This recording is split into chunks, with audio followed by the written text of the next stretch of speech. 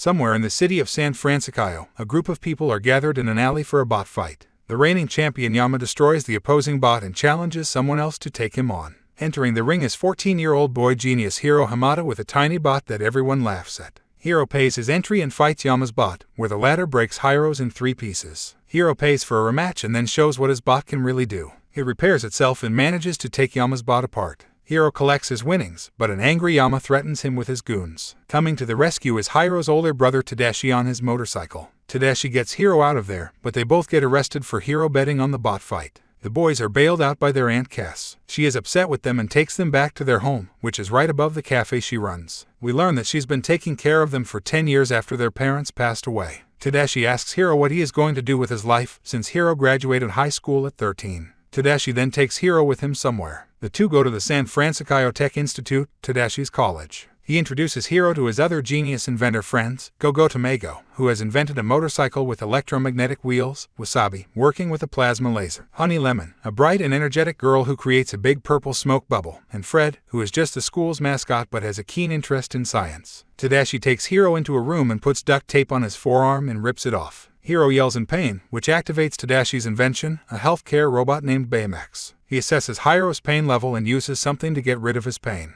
Baymax deactivates when Hiro says he is satisfied with the results. Tadashi's professor Robert Callaghan enters. Hiro recognizes him from his studies and research, which inspires Hiro to pursue an education at this school. Tadashi tells Hiro that a good way to get into the school is to impress Callaghan by presenting an invention for a showcase at the school. Hiro starts to come up with ideas but is frustrated that he can't come up with anything good. Tadashi inspires Hiro to look at the project from another angle. After spending a lot of time working with Tadashi and his friends, Hiro's latest invention is ready. It is the night of the showcase. Hiro, Tadashi, and the friends wheel in barrels around the room. Hiro is very tense but Tadashi inspires him to stay cool. Hiro unveils his invention before Callaghan and everyone else, microbots. He takes one out, and hundreds of others spill out of the barrels. Using a neurotransmitter headband, Hiro is able to control the microbots to do anything. Everybody is astonished. After the show, Hiro is approached by Alistair Cray, head of Craytech. He is interested in buying the microbots, but Hiro tells him they are not for sale. Callaghan then hands Hiro an envelope to invite him to register for classes. Outside, Hiro thanks Tadashi for bringing him to the school. Tadashi assures Hiro that he believes in him. Suddenly, people are heard screaming. Hiro and Tadashi run back to the building to see that it's on fire. Tadashi hears that Callaghan is still inside.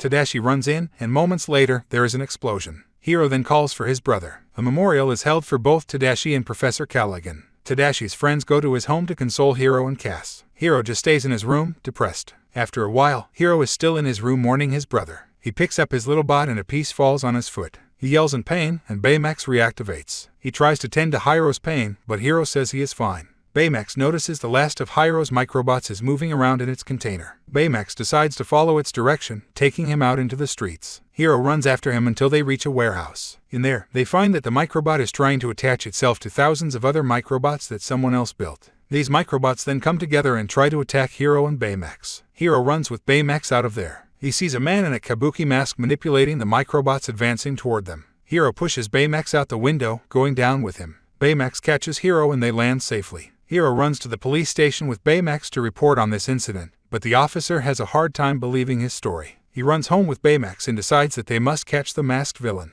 Baymax only agrees since he thinks it will improve Hiro's emotional state. Hiro creates a carbon fiber suit for Baymax and incorporates a series of fighting techniques into a chip that Hiro places into Baymax's access port, right next to the healthcare chip that Tadashi first made for Baymax. Hiro and Baymax follow the microbot again to the city's port to find the other microbots. They don't see that they're followed by a car. In this car are Go-Go, Wasabi, Honey, and Fred, who were all contacted by Baymax when he assumed Hiro was under emotional distress and needed the support of friends. They are all attacked by the masked villain, who uses the microbots to hurl a giant crate at them. Hiro commands Baymax to fight back, but the villain throws Baymax in the air. The gang hops in the car and Wasabi drives away while the villain chases after them. Wasabi keeps driving too safely, so Go-Go takes the wheel and evades the microbots. They escape the villain, but they end up driving the car into the river. Baymax pulls them all up to the surface. Fred brings the gang to his home for sanctuary, which happens to be a huge mansion owned by his parents. In his room is a big collection of monster statues, comic books, and action figures. While looking through the comics, Fred deduces that the masked villain must be Alistair Cray,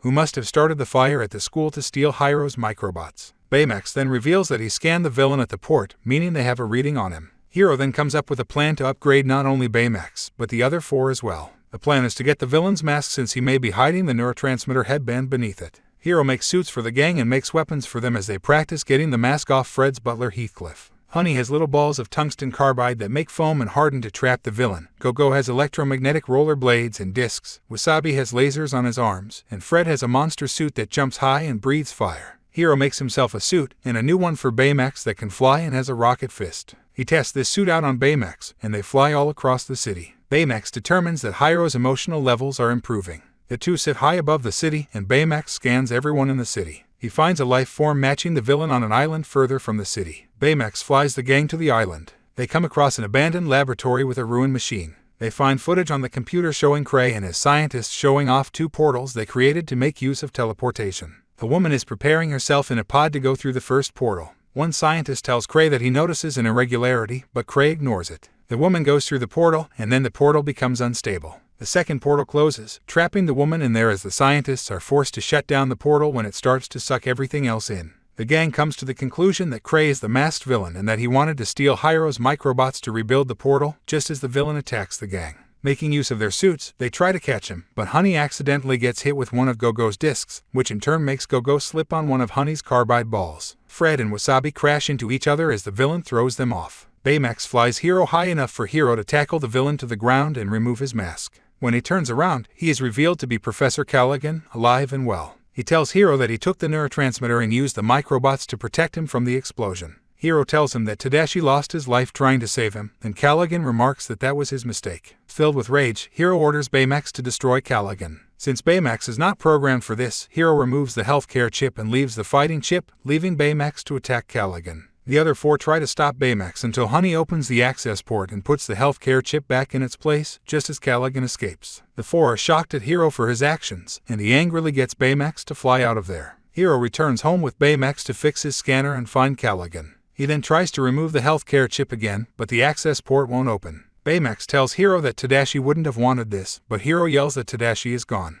Baymax assures Hero that Tadashi is right here. He turns on a screen on his chest that shows footage of when Tadashi was documenting his creation of Baymax. After 83 failed tests, the 84th one is successful, and Tadashi is ecstatic when Baymax is fully functioning. He says he can't wait to show Hero and that Baymax will change lives. Hero sheds a tear and he hugs Baymax. The other 4 return and they all hug Hiro. They agree to stand by him and to catch Callaghan properly. Honey gives Hero a jump drive that they found with more footage. Just after the portal shut down, Callaghan is shown angrily running toward Cray. Right before the woman entered the pod, Callaghan hugged her. Hero pauses the video and magnifies her helmet, showing the name Callaghan. They realize the woman was Callaghan's daughter Abigail, and that her father wants revenge against Cray. Cray holds an event at his company's building, where Callaghan arrives and begins to attack with the microbots. He then recreates the portal, which slowly destroys Cray's building before he plans to throw Cray through the portal. The heroes arrive in time to fight back. Callaghan uses the microbots to attack Hiro's friends, while Hero is thrown off Baymax and is nearly sucked through the portal. He gets his friends to see this from another angle, just like how Tadashi showed him. The 4 use their weapons to break free of the microbots. Baymax then saves Hiro. Hero tells them to send the microbots through the portal so that Callaghan will have nothing to use against them. They succeed in doing so, leaving Callaghan with nothing.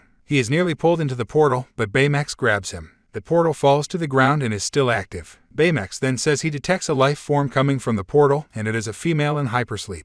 Abigail is still alive, and Hero rides Baymax through the portal to rescue her. They find her pod amidst the debris from Cray's building, and they pull her toward the portal. However, a gigantic chunk of debris hits Baymax's armor, leaving him with only half of it. His rocket thrusters are down, and he knows he can't get all of them out. Baymax tells Hero that he can send him and Abigail back, but Hero must tell him that he is satisfied with his care. Hero doesn't want to lose Baymax as well, but Baymax assures him everything will be okay. Hero tearfully hugs Baymax and says he is satisfied with his care. Baymax releases the rocket fist to push Hero and Abigail through the portal, while Baymax drifts away. Hero and Abigail make it out just before the portal explodes. Abigail wakes up and is taken to the hospital, while Callaghan is arrested. He looks on in shame, knowing he still may never get to see his daughter again. The city acknowledges the heroics of the gang, unaware of their true identities. Go-Go, Wasabi, Honey, and Fred hang out at Cass's cafe with Hiro. In his room, Hero sets the rocket fist down, when it opens up and reveals that the healthcare chip is still in place. Using this, Hero rebuilds Baymax just the way Tadashi made him.